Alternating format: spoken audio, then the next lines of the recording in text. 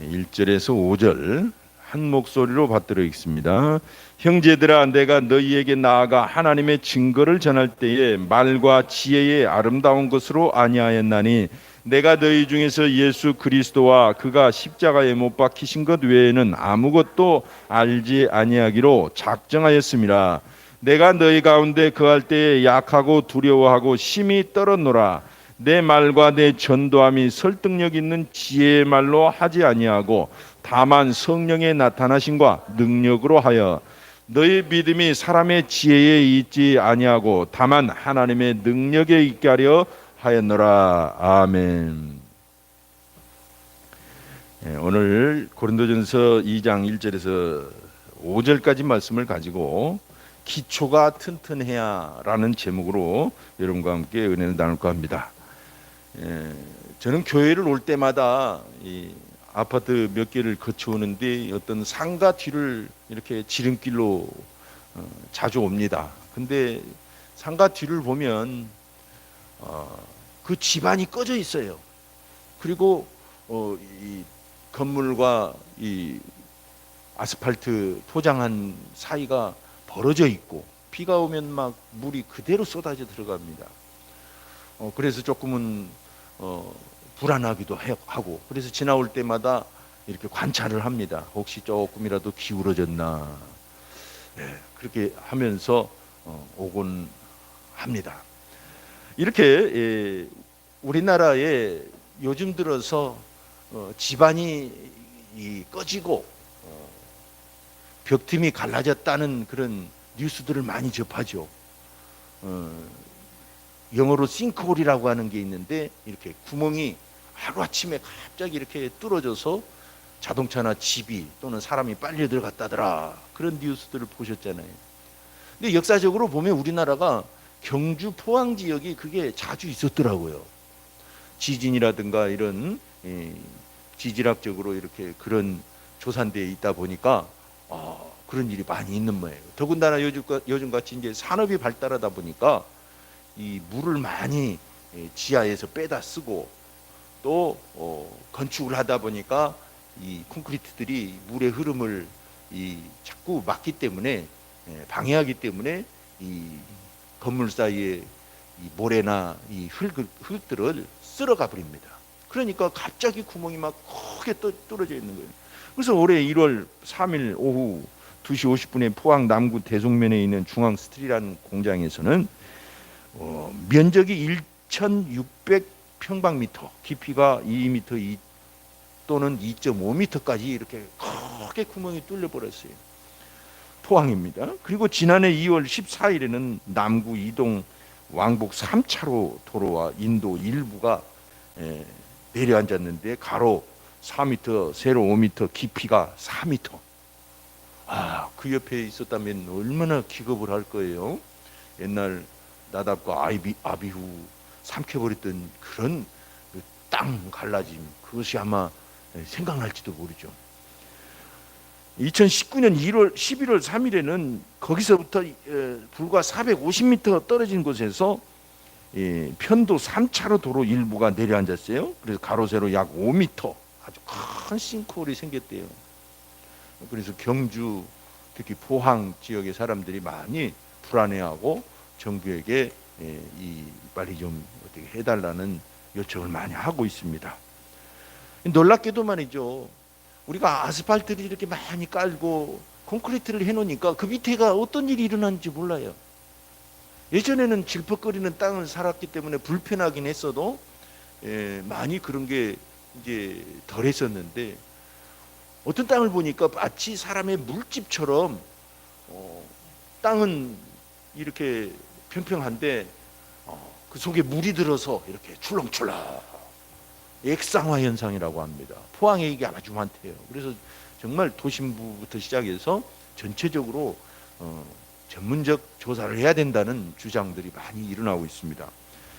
특히 매립지, 지진, 장마 이런 것 때문에 집안이 약해져 갖고 올해는 특히나 이런 그 무너짐 사고가 많았어요. 만약에 그런 연약한 집안 위에다가 건축을 한다면 위험하겠죠. 위험하고 불안하겠죠. 그래서 생명과 재산을 많이 위협받을 것입니다. 그래서 바탕이라는 게 참 중요합니다. 기초. 이와 마찬가지로 우리 믿음도 바탕이 중요해요. 이 기초가 중요합니다. 그래서 오늘 제목을 기초가 튼튼해야 라고 정해본 것입니다. 여러분, 오늘 본문의 5절, 4절, 5절을 보니까 바울은 복음을 전할 때 반드시 이 복음의 믿음이 사람의 지혜를 바탕으로 하지 않고 성령의 능력 위에, 그 바탕 위에 세워지기를 간절히 소망을 했습니다. 바울처럼 많이 배웠던 그 유식한 사람도 자기가 배운 그 철학과 유식한 지식으로가 아니라 하나님의 능력과 성령 위에 믿음이 세워지기를 소원한 것입니다. 그래서 오늘 5절을 보니까 이걸 공동번역으로 한번 읽어볼게요. 그것은 여러분의 믿음이 인간의 지혜의 바탕을 두지 않고 하나님의 능력의 바탕을 두게 하려는 것이었습니다. 이런 표현을 썼어요. 번역을 참 잘한 거죠. 바탕 위에. 그래서 우리 믿음이 반석 위의 집처럼 반석 위에 든든히 서 있을 때 이게 믿음이 오래가고 어떤 어려움이 있어도 넘어지지 않습니다. 우리가 왜 저 사람이 저렇게 예수 잘 믿더니 시험을 받아서 넘어졌느냐, 그런 의문점을 갖죠. 기초가 약하기 때문에 그래요. 그래서 오늘 이 기초 대단히 중요하다는 것을 우리가 다시 한번 생각을 해보는 것입니다. 시험뿐만 아니라 여러 가지 개인적인 환난이 닥칠 때 드디어 그 환난을 견디고 믿음의 열매를 맺는 사람들 다 기초가 튼튼하면 그렇게 되는 것입니다. 아멘. 그래서 저처럼 우리가 어떻게 해야 되느냐, 우리가 그렇게 복음이라는 건 십자가와 부활과 성령의 복음으로 자기를 이기고 환경을 이기고 흑암을 이겨서 교회와 가정과 직장을 이긴다는 그 믿음을 외치지만 이것이 진짜로 열매 맺기 위해서는 말씀 위에 우리의 믿음이 세워져야 됩니다. 말씀 위에. 왜 이런 말씀을 드리냐면 요즘 이 믿음이, 신앙이라는 걸 말씀이 아니라 철학과 세상의 어떤 그 유행하는 지식 사조에 바탕을 두고 믿음을 세우는 사람들이 많아요. 왜 철학, 그 유행하는 철학에 자기 신앙을 세워가지고 이게 최고의 좋은 신앙이라고 자랑을 하는 거예요. 그 중에 대표적인 게 동성연애입니다. 동성연애라는 것은 퀴어 이론에 근거한 것인데 세상에 이 악한 이론을 신학에 접목해서 퀴어 신학을 만들어낸 사람들이 있어요. 그래가지고 동성연애를 옹호하고 오히려 그것이 진짜 유행하는 최고의 믿음인 것처럼 그렇게 이상하게 생각하는 사람들이 있어요. 정말 안타깝지 않을 수가 없어요. 만약에 그렇게 내 믿음을 어떤 철학이나 많이 읽는 책이나 어떤 신학, 잘못된 신학 위에 내 믿음을 세우게 되면 반드시 부실하게 되어 있습니다. 반드시 무너지게 되어 있습니다. 그래서 오늘 1절에 보니까 형제들아 내가 너희에게 나아가 하나님의 증거를 전할 때에 말과 지혜의 아름다운 것으로 아니하였나니 그랬어요. 왜 말과 지혜의 아름다운 것이 표현이라고 썼냐면 그때 당시는 말이죠, 철학과 수사학이 많이 발달했어요. 저도 수사학을 조금 배운 적이 있습니다. 수사학이라는 건 뭐 범죄 수사한다는 그 수사학이 아니라 표현 방법, 이 논리적인 웅변 방법, 이런 걸 연구하는 학문이에요. 2000년 전에 이미 헬라 지역에서 발달돼 있어가지고 그것이 지금까지도 영향을 미칩니다. 지금도 그 옛날 그 수사학에 그 비하면 지금 사용하는 그런 수사학적 표현들은 아주 별거 아니에요. 그만큼 발달돼 있어서 엄청나게 그 철학과 수사학이 발달돼 있었기 때문에 바울이 그걸 안 것입니다. 그래서 나는 그런 거 안 썼다는 것입니다. 나는 철학, 수사학 그런 거 말과 사람들의 아름다운 지혜, 그 미사여구 그런 거 안 썼다는 것입니다. 왜냐하면 그런 것 위에 믿음을 세우면 약하기 때문에 그래요. 연약하고 무너지기 때문에 그래요. 우리 고린도전서 1장 22절에도 이런 말씀을 하십니다. 유대인은 표적을 구하고 헬라인은 지혜를 찾으나. 이게 그런 바탕에서 이런 말씀을 하시는 것입니다. 여러분, 미사여구 또는 철학 그리고 세상 명언 이런 것에 현혹되지 않기를 바랍니다. 재밌는 얘기가 있습니다. 이건 실제 얘기인데 컬투쇼를 듣다 보니까 이런 얘기가 나오더라고요. 어떤 교장 선생님이 명언을 쓰는 걸 참 좋아했어요. 그래가지고 어느 날 이런 명언을 써보려고 마음을 먹었어요. 뭐냐면 일단 유명해져라. 그러면 당신이 똥을 싸도 박수를 쳐줄 것이다. 세상은 정말 그러잖아요. 유명해지면 그 사람의 허물도 박수거리가 되는 거예요. 근데 여러분들이 아마 그러면 난리 나겠죠. 근데 이 말이 생각이 안 난 거예요. 갑자기 뒤집어졌어 생각이. 이렇게 그래서 강단에서 학생들을 놓고 말을 했습니다. 일단 똥을 싸라. 그러면 유명해질 것이다. 그 말을 듣고 모두가 다 얼마나 박장대소를 하는지. 여러분 괜히 유명한 말 쓰려고 잘못 쓰려고 하면 낭패만 당합니다. 어쨌든 여러분 세상에 보면은 땡땡 해결 방법 3가지, 땡땡 해결 방법 5가지, 7가지 이렇게 그런 방법론을 제시하는 글들을 많이 봅니다. 부부관계 좋아지는 몇 가지 방법, 건강 이빨 튼튼해지는 몇 가지 방법, 꼭 3, 5, 7, 11, 101, 101가지 방법, 그 홀수로 나가요 이상하게. 어쨌든 사람들은 그런 걸 좋아해요. 방법을 좋아해요. 그래서 저도 그 부분 그런 표현법을 많이 연구했어요. 실제로 SNS 글쓰기라든가 이런 걸. 근데 별거 아니에요. 그냥 사람들이 그런 방식을 좋아할 뿐이에요. 그 내용이 진짜 좋은 게 아니에요. 그러니까 그런데 현혹을 당하면 안 됩니다. 그런 글을 많이 퍼나르는 사람들은 주로 꼰대들이 그렇게 많이 한다더라고요. 그러니까 많이 퍼나르거나 그런 말 하지 마세요. 차라리 성경 구절, 정말 가슴에 와닿았던 성경 구절 하나 딱 보내면 그게 짱입니다. 어쨌든 여러분 예를 들자면 피부 좋아진 7가지 비결, 기 안 죽는 방법 5가지 이런 거. 그래서 명언요법이라는 게 있어요. 일부분은 효과가 있습니다. 명언요법이. 그러나 우리의 믿음을 그런 바탕 위에 세우면 안 된다는 것입니다. 우리의 믿음은 철저하게 하나님의 말씀 위에 우리의 믿음을 세우라는 것입니다. 아멘. 잘못 세상의 철학과 가치관과 또 세상의 명언들에 내 믿음을 세우다 보면 내 기독교의 고유한 가치관이 훼손돼 버려요. 그러면 필요가 없잖아요. 그래서 오늘 본문에도 이 사람의 말과 지혜의 아름다운 것을 난 안 쓰려고 노력했다. 그렇게 바울은 말씀하고 있습니다. 여러분 믿음은 말씀 위에 세워질 때 기적이 일어나요. 베드로를 보세요. 누가복음 5장을 보면 밤이 새도록 고기 한 마리를 잡지 못했습니다. 그런데 예수님이 오셔서 말씀을 전하시고 깊은 데로 가서 그물을 던져라 그러셨어요. 물이라는 건 말이죠. 고기라는 건 길이 있어가지고 깊은 데다 던진다고 다 되는 거 아니잖아요. 길이 있어요. 근데 예수님은 그걸 다 무시하고 그냥 말씀으로 하신 거예요. 아마 물고기들을 명해서 야 이제 오늘은 그리 다니지 말고 이리 다니라 라고 명령하셨는지도 모르죠. 베드로가 이 물에서 뼈가 굵은 사람입니다. 근데 그가 고백하기를 내가 밤이 새도록 고기를 못 잡았는데 내가 오늘은 주님 말씀에 의지하여 그물을 내리겠습니다 하고 그물을 내렸어요. 그랬더니 어떤 일이 났습니까?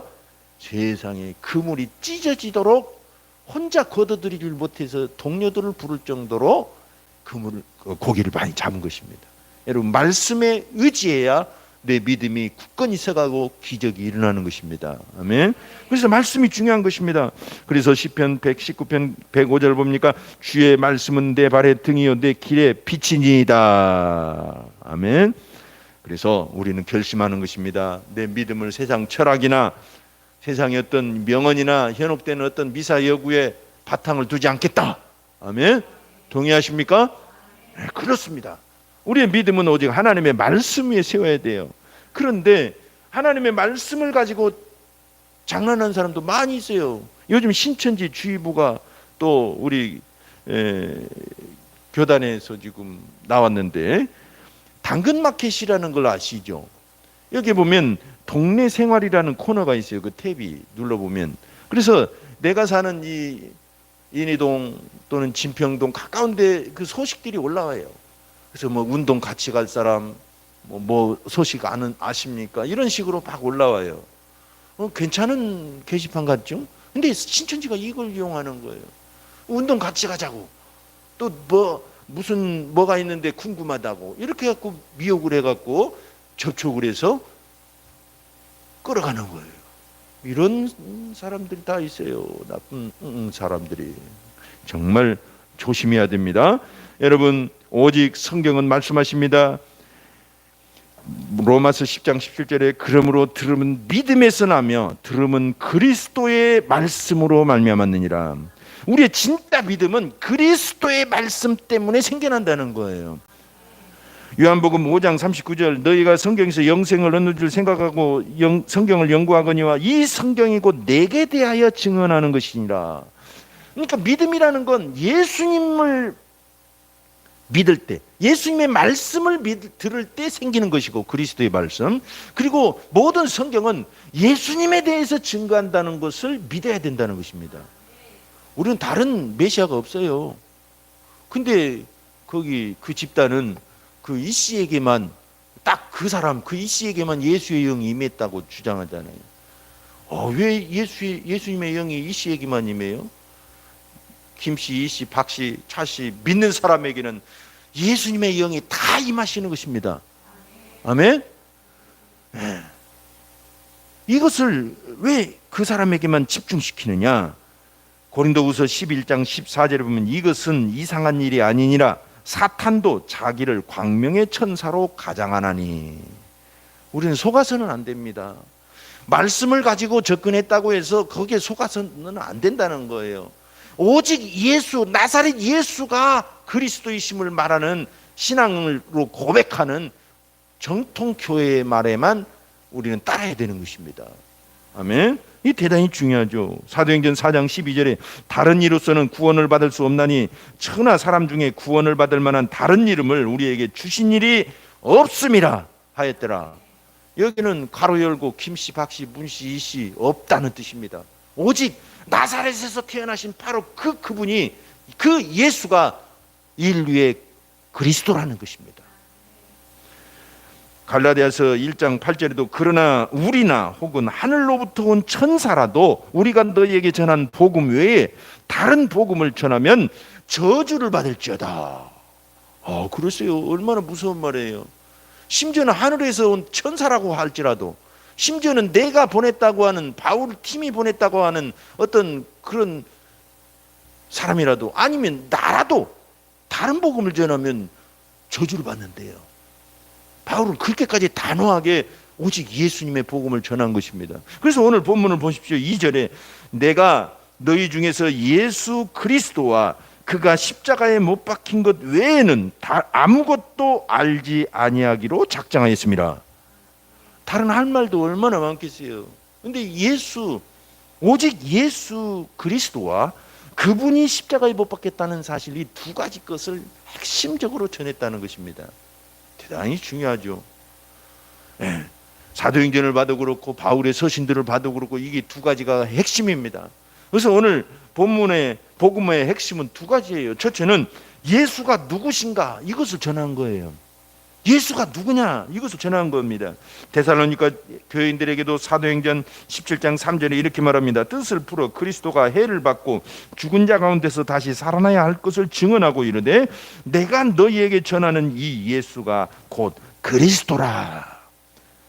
여러분, 사도행전을 지금 이제 거의 묵상을 마치고 이제 고린도 서신에 진입했는데, 여러분 들어보셔서 알지만 사도행전의 핵심은 예수 그분이 그리스도라는 걸 전하고 있습니다. 이거 외에는 없어요. 그래서 제가 성경을 찾아보니까 예수를 믿어라 이 말도 있긴 있어요. 주 예수를 믿어라 그리하면 너와 내 집이 구원을 얻으리라. 근데 그것보다 오히려 더 많은 부분이 예수가 그리스도다 이걸 증거하는 말이 더 많아요.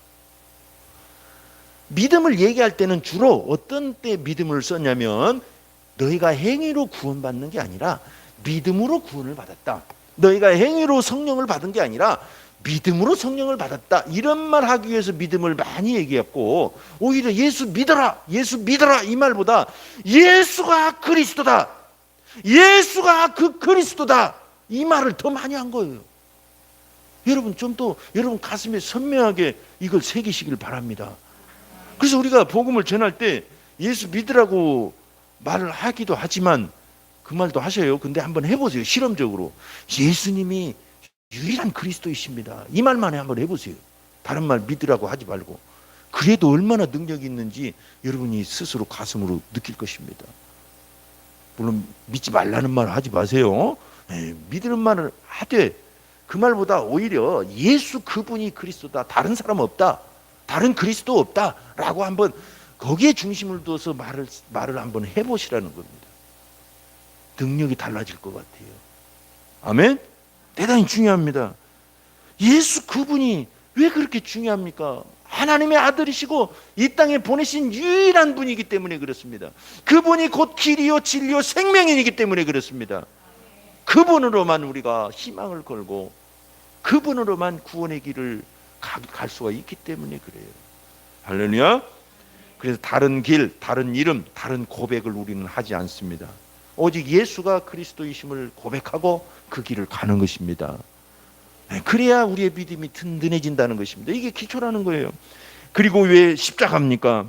십자가라는 게 도대체 뭐예요? 예수님이 나를 위해 죽으셨다, 나를 대신해서 죽으셨다. 얼마나 좋아요. 감사하고 너무 감지덕지하죠. 근데 거기까지만 알면 안 돼요. 세상을 이기는 비결은 예수님이 나와 함께 죽었다는 것까지 믿어야 세상을 이기는 힘이 나오기 시작합니다. 구원을 얻고 하나님의 자녀가 되는 건 그분이 나를 위해 죽으셨다는 것만 믿어도 충분합니다.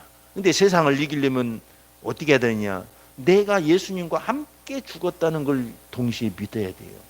내가 안 죽었다고 생각하니까 성질이 살아있고, 내가 안 죽었다고 생각하니까 내 생각이 살아있고, 내가 안 죽었다고 생각하니까 내가 죽어야 된다고 그렇게 자꾸 하면서 어렵게 믿음 생활을 해요. 이미 내가 예수를 믿은 순간, 예수님을 받아들이는 순간 예수 안에서 나는 죽었다는 것입니다. 아멘? 죽으라는 게 아니라 죽었다는 걸 받아들이라는 거예요. 그러면 자기를 이기고 환경을 이기고 흑암을 이기는 믿음, 그 능력을 경험할 수 있다는 것입니다.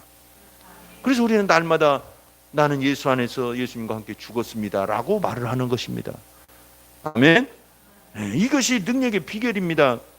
쉽게 믿는 비결이에요. 막 그렇지 않으면 막 내가 죽으려고 애를 써야 되고 저 환경과 싸워서 이기려고 애를 써야 되고 저 인간과 다퉈서 내가 논리적으로 막 압도를 해야 되고 이겨야 되고 괴로워요. 괴로워.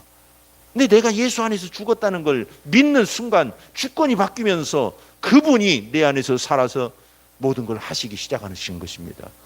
얼마나 쉬워요. 그죠? 참 쉽죠. 얼마나 쉬운지 몰라요. 근데 어렵게 믿으려고 하니까 안 되는 거예요. 그래서 바울은 이 두 가지 것을 오직 전하기를 힘썼어요. 예수 그분이 그리스도다. 다른 사람 없다. 그리고 예수님의 십자가를 바라보라. 예수님의 십자가가 나를 위해 나를 대신해 나와 함께 죽으신 십자가다. 로마서 6장 6절 나와 함께 죽었다. 갈라디아서 2장 20절 나와 함께 죽었다. 다 여러 차례 나와 있습니다. 이 믿음이 구원을 이룰 뿐만 아니라 세상에 나가서 그 홍수처럼 흙탕물처럼 우리를 엄습하는 세상의 철학과 그 나쁜 문화와 그런 것들을 이겨내게 될 수가 있는 것입니다. 그래서 우리의 꿈을 이룰 수가 있는 것입니다. 아멘. 우리는 이 지긋지긋한 저주 같은 삶을 어떻게 이기느냐? 오직 십자가에 예수님이 나와 함께 죽으셨다는 믿음을 가질 때 이기기 시작하는 것입니다. 아멘. 할렐루야. 내 이 지긋지긋한 어떤 습관이나 지긋지긋한 나의 삶의 방식을 좀 고치고 싶다. 내가 예수님과 함께 죽었다는 걸 믿는 순간 그게 고쳐지기 시작하는 것입니다.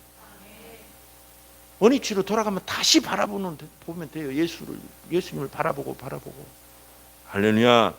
자전거를 타면 처음에는 다 넘어지게 돼 있습니다. 넘어져야 정상이에요. 넘어진다고 포기하면 안 되죠. 다시 일어서서 이 타는 원리를 몸에 익혀야 되는 것입니다. 그러면 그 두 바퀴 가지고 세상 여기저기 재밌게 타는 거예요. 성령님도 마찬가지입니다. 성령님과 복음은 그분께 맞춰서 그분께 익숙해져서 그분의 방식대로 살아가는 걸 터득하면 이와 같이 믿음 생활은 쉬워지는 것입니다. 아멘. 자, 그래서 우리는 말씀 중심으로 믿음을 세우되 예수 그리스도의 말씀 중심으로 잘 세워야 된다는 거예요. 세상에는 성경을 가지고 수많은 종파와 이단들이 있기 때문에 똑같은 말씀이라고 다 중요한 게 아니라 예수님 중심으로 세워진 말씀. 아멘. 그러면 여러분의 믿음이 결코 넘어지지 않는 든든한 건축물이 될 것입니다. 그래서 고린도전서 1장 18절 십자가의 도가 멸망하는 자에게는 미련한 것이요 구원을 받는 우리에게는 하나님의 능력이라. 그리고 이제 끝으로 중요한 것은 이 복음을, 이 그리스도를 살아내야 됩니다. 살아내야 돼요. 이게 무슨 말이냐? 옛날에 그런 재밌는 영상을 본 적이 있습니다. 뭐냐면 이 머리 탈모제를 탈모 치료제를 선전하는 재밌는 코미디 프로그램이에요. 어떤 사람은 막 가발을 쓰고 또는 막 머리 새카만 사람 세워놓고 이 약 머리에 바르시면 이렇게 될 거라고. 근데 그 옆에서 장사를 잘하는 사람이 하나 있었습니다. 탈모약 동당 탈모약을 파는데 불티나게 팔려요. 어떤 사람이냐면 손가락 끝에다가 털을 막 부실부실 붙여놓고 이 약은 바르는 데마다 이렇게 털이 납니다. 이 손가락으로 발랐더니 털이 났다 이거예요. 이게 굉장히 실증적인 증거가 되는 거죠. 머리야 가발 써도 되고 저 사람이 원래 저렇게 새카맸는지 모르잖아요.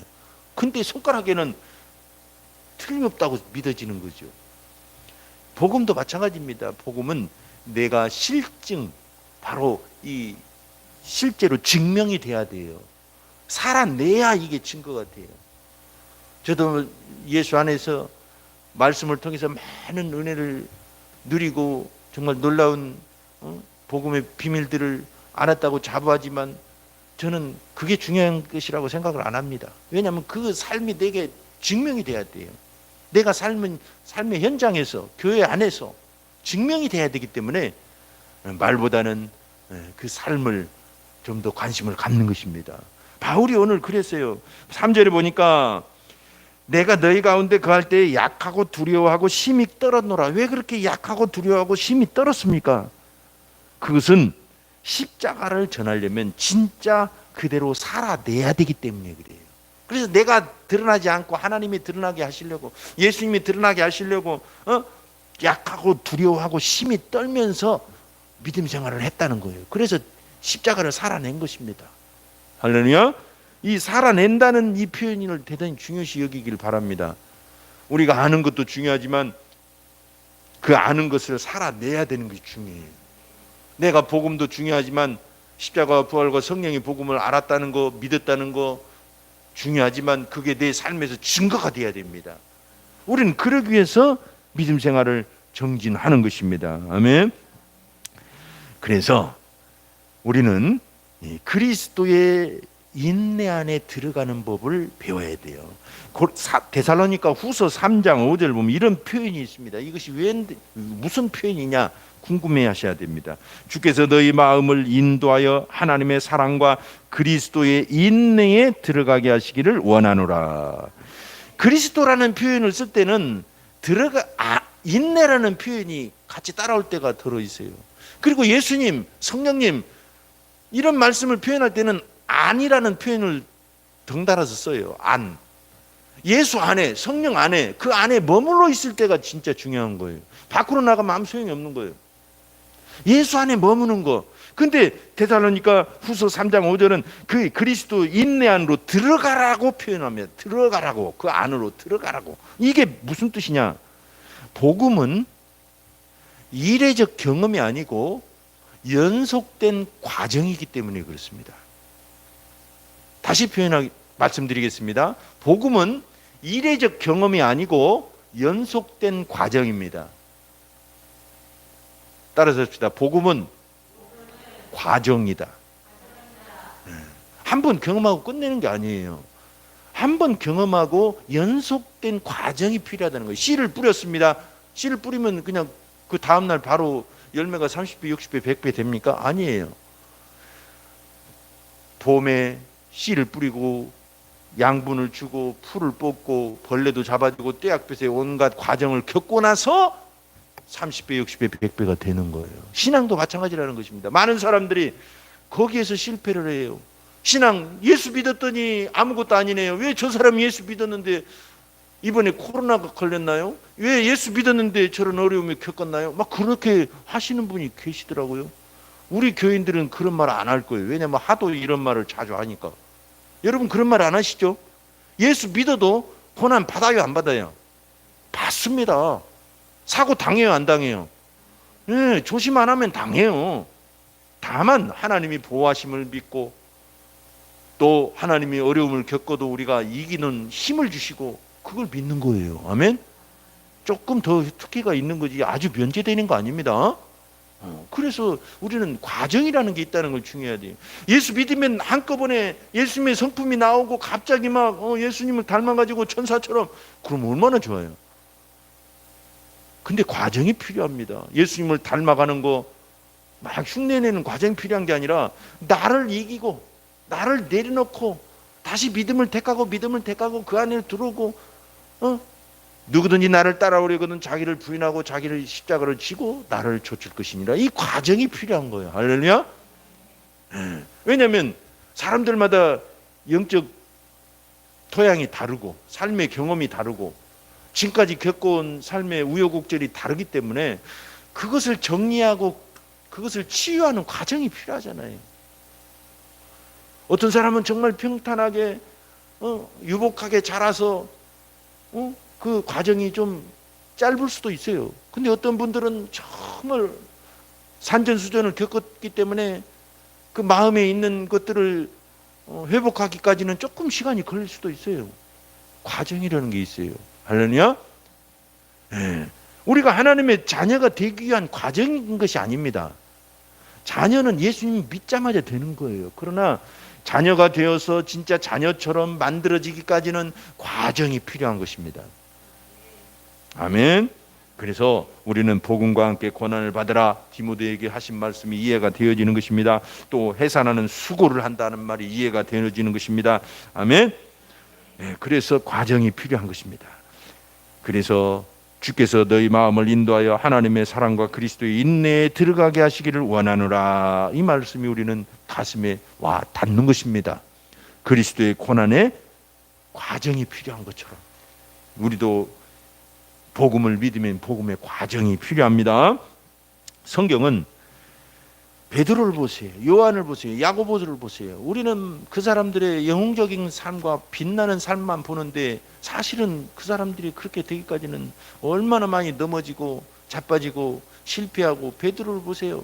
예수님을 3번씩이나 배신했어요. 배신해도 그냥 곱게 배신하지 않았어요. 막 저주를 하면서 배신했어요. 그 정도 되면 끝난 거 아닙니까? 근데 모든 과정을 겪고 나니까 최고의 사도로 교회의 기둥 같은 그런 사도가 된 것입니다. 과정을 겪었기 때문이에요. 할렐루야. 어떤 사람은 6개월이 될 수도 있고 1년이 될 수도 있고 어떤 사람은 늦어서 5년 또는 더 길게 될 수도 있어요. 그러나 믿음으로 견디고 과정을 잘 밟으면, 잘 알고 밟으면 짧아져요. 진리를 따르면 짧아진다 이거예요. 그 과정이. 아멘. 그렇습니다. 우리 믿음은 말씀의 기초를 둬야 됩니다. 말씀의 바탕 위에, 특히 아무 말씀이나 된다는 게 아니고 그리스도를 중심으로 한 말씀, 십자가와 부활과 성령의 말씀 위에, 그리고 그 그리스도를 받아들이고 믿었을지라도 과정이 필요하다라는 것을 생각하면 우리의 믿음은 기초가 이미 든든히 서가고 있는 것입니다. 마태복음 7장 24절에 그러므로 누구든지 나의 이 말을 듣고 행하는 자는 그 집을 반석 위에 지은 지혜로운 사람 같으리니 비가 내리고 창수가 나며 바람이 불어 그 집에 부딪히되 무너지지 아니하나니 이는 추추를 반석 위에 놓은 까닭이요. 여러분의 신앙은 결코 흔들리지 않을 것입니다. 이 시간 합심해서 한번 기도합니다. 기도할 때 하나님, 매사가 다 그런 것처럼 우리의 믿음 생활도 기초가 튼튼해야 된다는 것을 이 시간 믿습니다. 그러므로 하나님 아버지, 내가 말씀 위에 내 믿음을 세우겠습니다. 세상의 철학과 명언과 미사여구에 내 믿음을 세우는 게 아니라 말씀에, 그 말씀 중에도 예수가 그리스도라는 이 믿음 위에 내 신앙을 세울 때 주님이시여 내가 그렇게 살아내도록 성령이여 도와주소서. 나는 믿음을 굳게 세우기를 소망합니다. 기도합시다. 하나님 아버지여 찬양합니다. 감사합니다. 내 믿음을 말씀 위에 세우기를